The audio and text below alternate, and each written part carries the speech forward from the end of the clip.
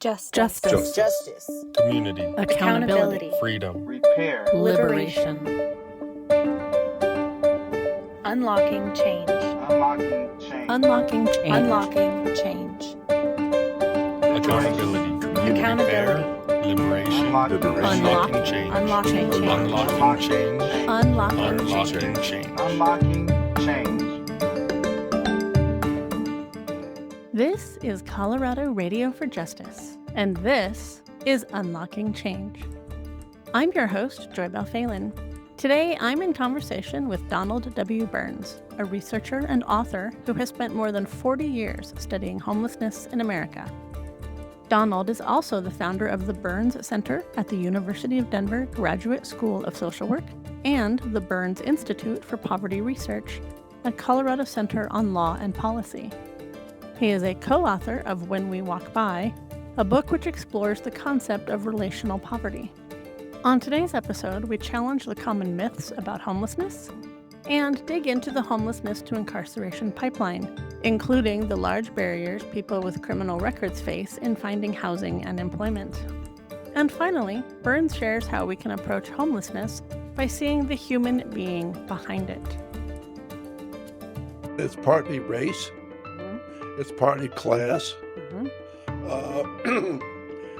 It's partly all kinds of other things. But rather than approaching somebody experiencing homelessness as one of them, that's a human being.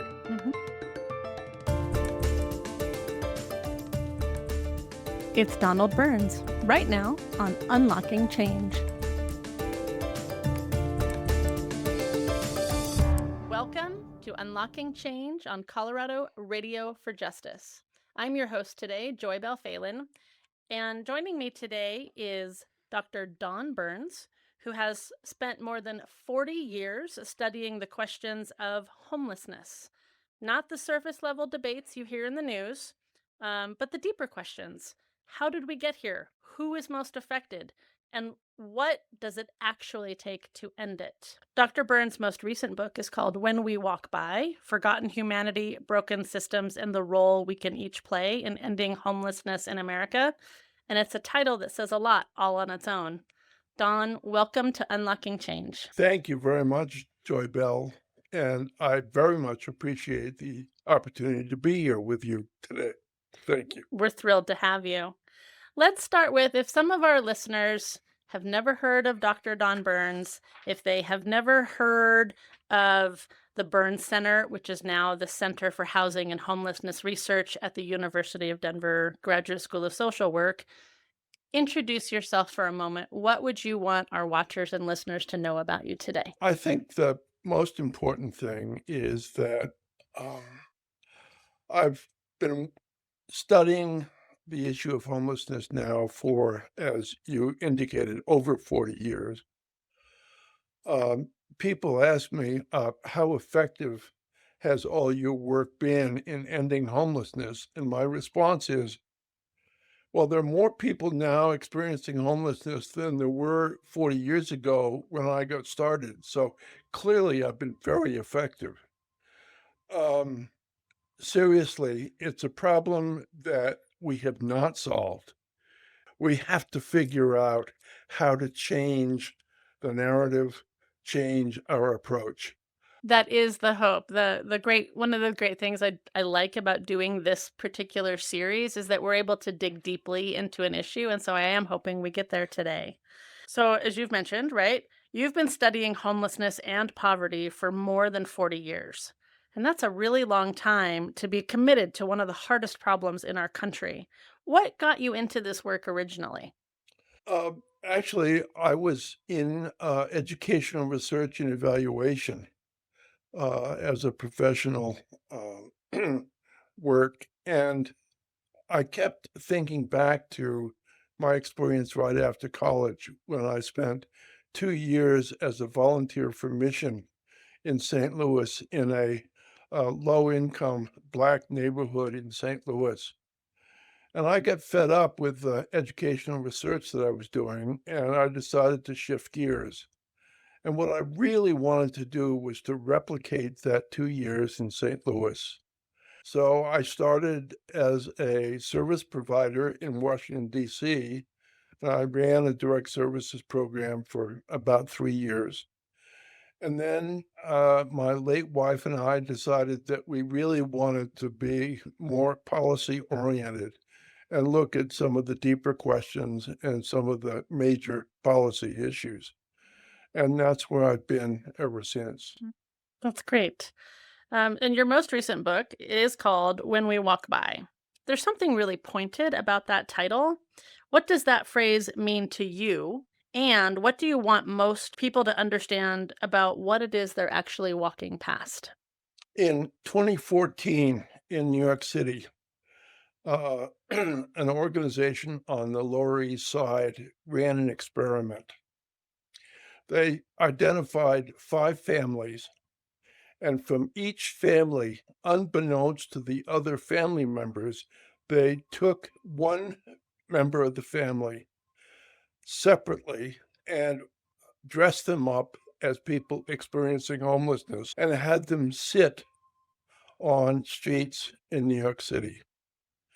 And then during the course of the day, they asked all the other family members to walk along those streets and see what happened. At the end of the day, they discovered that none of the other family members stopped, recognized a sister, a brother, a spouse, a good friend. People just kept walking by. We simply don't pay attention. Across Colorado, Denver, Colorado Springs, even the smaller cities, we've seen a wave of camping bans, ordinances, and enforcement sweeps to address homelessness. From your research, what is actually happening when cities take that approach? Basically, what we're doing is criminalizing people who are experiencing homelessness. There was a major Supreme Court decision last year, Grants Pass versus Johnson, in which the Supreme Court decided that even if there were no shelter available, cities could penalize people for camping on the streets. This was a tremendous setback for lots of agencies around the country. What it does is, in most cases, simply move encampments from one location to another, and it costs money in terms of police, in terms of garbage collection. And the thing that I always wondered was, why can't we put porta potties? Why can't we put washing stations? Why can't we put garbage collection? Why is it that we refuse to provide any kind of helpful or sanitary assistance for people in camps? It's because we don't like the sight of them and we want to get rid of them. Here in Denver, the mayor started off his mayoralty saying, "I'm not going to do sweeps." Well, after a year, people pushed him and he did sweeps. What he did do, he made a conscious effort to put people who were being swept into shelters. There's a cycle that researchers talk about, homelessness to arrest to incarceration, back to homelessness, that cycle, and it just keeps going. I'm curious from your knowledge as a researcher, how did that cycle get built into our systems and who does it serve? Uh, Basically, it serves the people who have created the prisons. They make money off of loading up prisons with incarcerates. What we need to think about is, why are people being put in prison? And even more seriously, um, what is the purpose of basic imprisonment? Is it punishment or is it rehabilitation?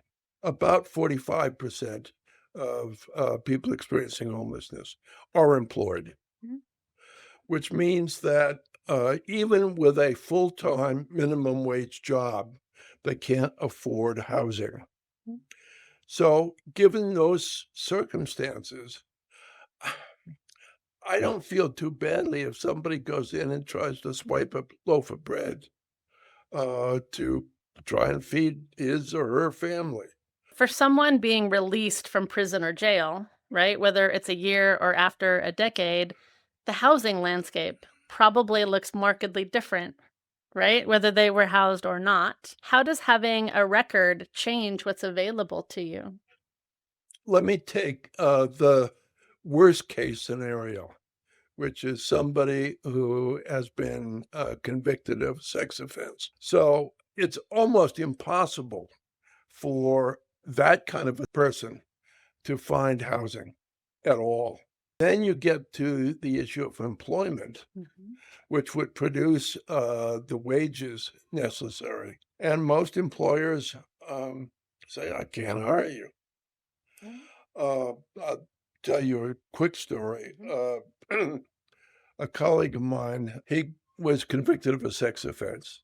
When he got out, he went to two different employers who said independently, you know, I really would like to hire you, but I'm not allowed to because you're a sex offender. It would be much easier to hire you if you'd just gone out and killed somebody. And, I heard that and my jaw dropped. Something like 40 to 50% of the vouchers that are distributed come back unused. One is there's no housing available, Mhm. or two, landlords won't accept people with a housing voucher. It takes too long to get reimbursed by either the state or particularly the federal government. They won't wait. They don't want to because they don't have to because they can rent that to somebody else That's right. that doesn't That's have right. that same time delay. There is such a demand for relatively inexpensive housing Mhm. that, if somebody comes in with a voucher, I can get somebody else, And they can, and they sadly. can. Yeah. So, here at Colorado Radio for Justice, we talk a lot around whole person reentry. The idea that housing is just one piece of what someone needs when they're coming home from incarceration. From your research, what does that full picture look like, and are our systems set up to support it? A person coming out of prison, A, needs somehow to be inserted into a network of support, not only financial, but human support. Mhm. And unfortunately, a lot of the folks who are coming out of prison are isolated. And one of the most significant and universal characteristics of people experiencing homelessness is social isolation. Mhm. So, creating some kind of a community of support becomes absolutely critical. Mhm.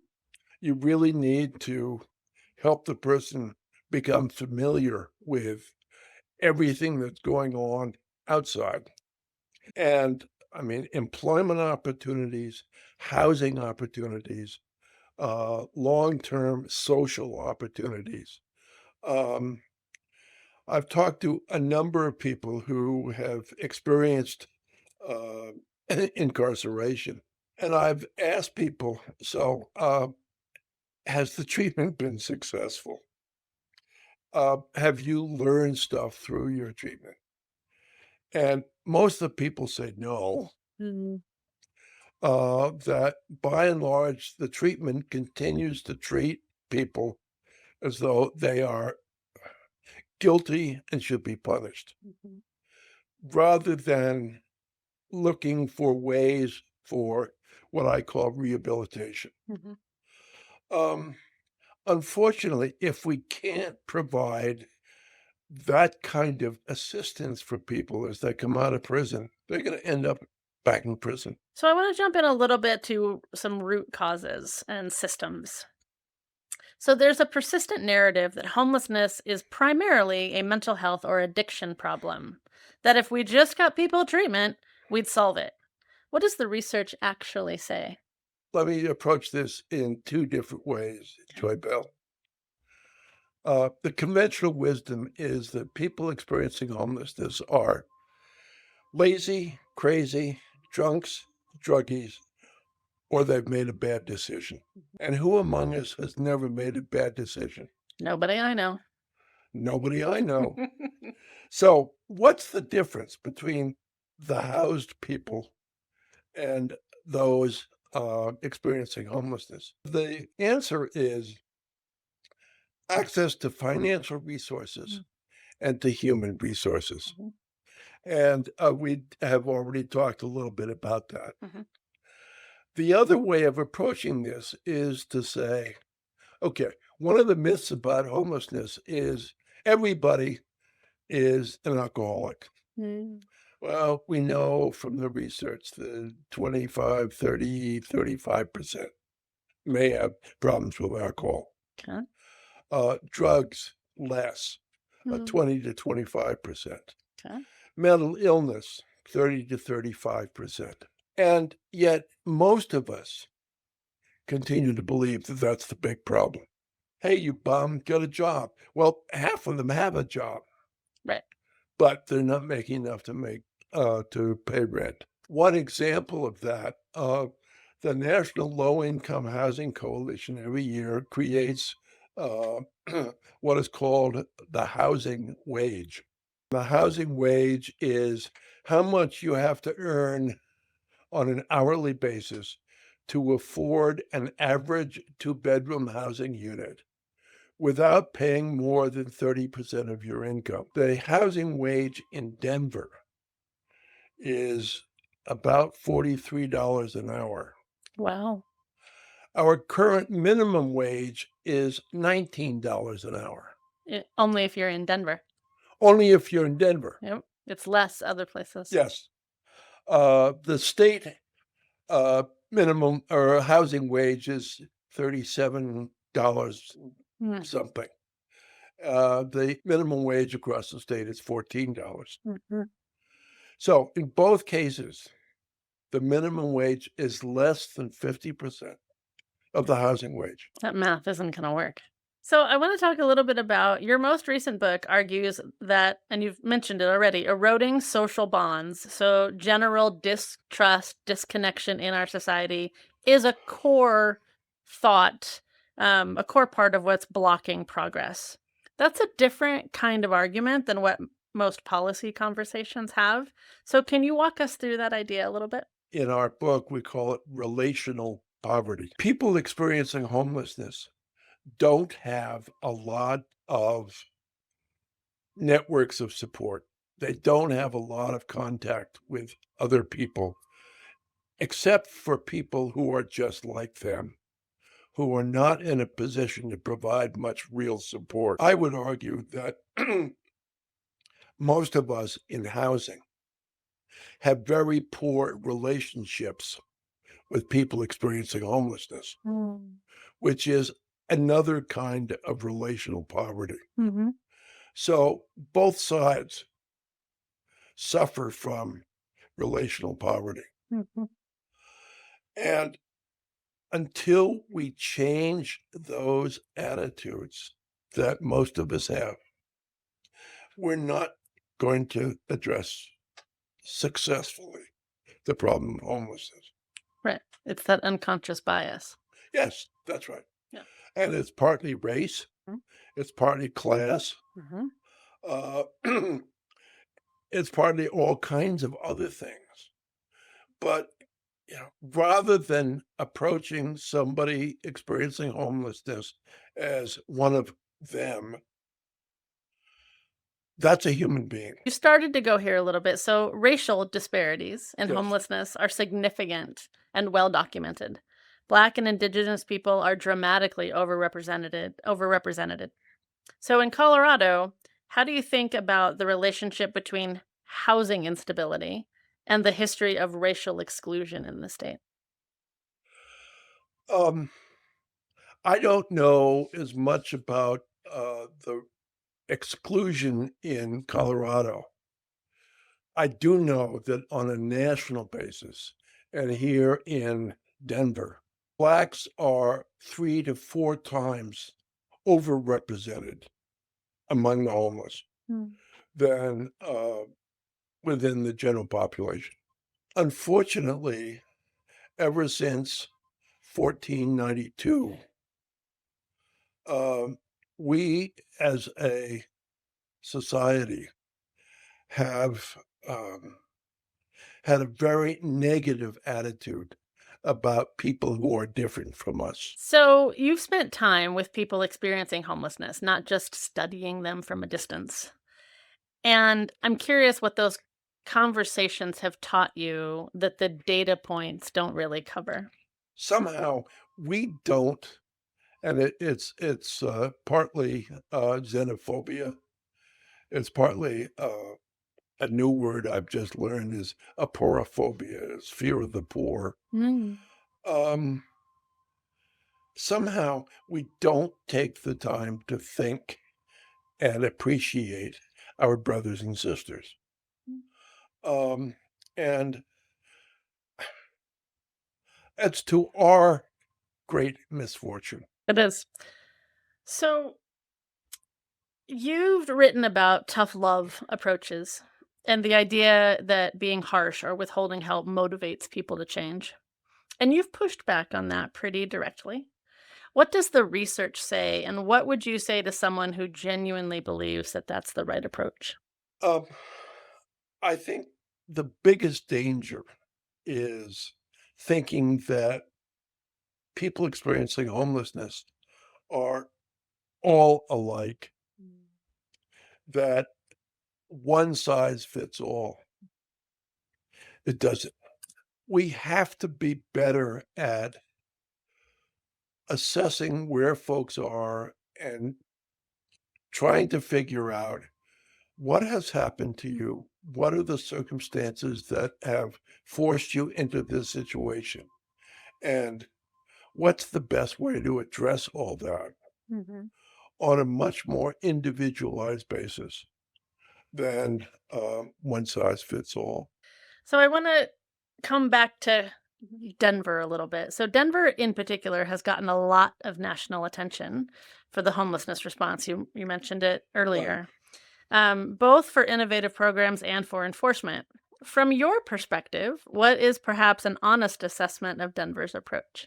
I think, unfortunately, in our previous mayor's administration, um, he made the good sounds, but he really wasn't interested in the issue of homelessness. Mayor Johnston, uh, I think, really has the right instincts and has his heart in the right place. He doesn't always spend a lot of time trying to think through the best way to deal with the problem. On the second day in office, he said, I'm going to, by the end of this year, and his first day in office was early July of 2023, I'm going to get 1,000 people into housing by the end of the year, which was on its face ridiculous. And fortunately, he had staff who asked him to walk it back a bit. And he ended up saying, well, I'll get 1,000 people off the streets, which he was successful in doing. They're off the streets. Mayor Johnston can be patted on the back for at least trying. Where do you find hope right now? Is there something you're seeing, a program, a place, a shift in thinking that genuinely gives you some hope for optimism here? Yes, thank you. I think there are individual projects uh, in places like Austin, in places like Houston, in some other places. We know what to do. We really do. There are enough good programs, but we don't have the resources to scale these programs up. Mm-hmm. What gives me hope is in 2009, 2010, President Obama got together with Secretary of HUD, Sean Donovan, and they pieced together a solid initiative to address veteran homelessness. And over the course of 6 years, they reduced veteran homelessness by 50%, which means to me that if you have the political will to generate the resources, you can do an incredible job. Unfortunately, we don't have the political will to generate the resources. The only way we're going to generate the political will is to change the narrative. If you could change one thing, a policy, an attitude, a funding priority, like anything, you have a magic wand and you can change one thing, what would have the biggest impact on ending homelessness in Colorado? Generating the funding to create a massive expansion of the available, affordable, and accessible housing. There are lots of other things that have to go along with that. But yeah, we really need more resources. Is there anything you wish someone would ask you about this that never comes up? Well, except you asked me, and that is, why did you get started in this? And I think it really stemmed from that 2 years in St. Louis. It was such a wonderful experience that I knew when I sort of through my educational research and evaluation career in the toilet, I knew I wanted to somehow replicate that. And this has done that in spades. That's wonderful. Thank you so much for your time today, Dr. Don. Thank you, JoyBelle. This has been a real treat for me. It's a good time here. So that was Dr. Don Burns, a researcher, author, and one of the clearest voices in the country on why homelessness persists and what it would actually take to end it. If this conversation stayed with you, I hope that's because it's meant to. These people that we're talking about, the people that we walk past, they're not abstractions. They're our neighbors, our family members, people coming home from incarceration, trying to find somewhere to land. The systems that make it harder are not inevitable. They're choices, and choices can change. You've been listening to Unlocking Change, which is a production of Colorado Radio for Justice. We're a nonprofit media organization amplifying the voices of people impacted by the criminal legal system in Colorado. You can find us and listen to us 24/7 at coloradoradioforjustice.org, and you can follow us wherever you like to find your podcasts. If today's conversation moved you, share it, like it, follow us. That's how this kind of work travels. I'm JoyBelle Phelan, your host today on Unlocking Change. Thank you for being with us.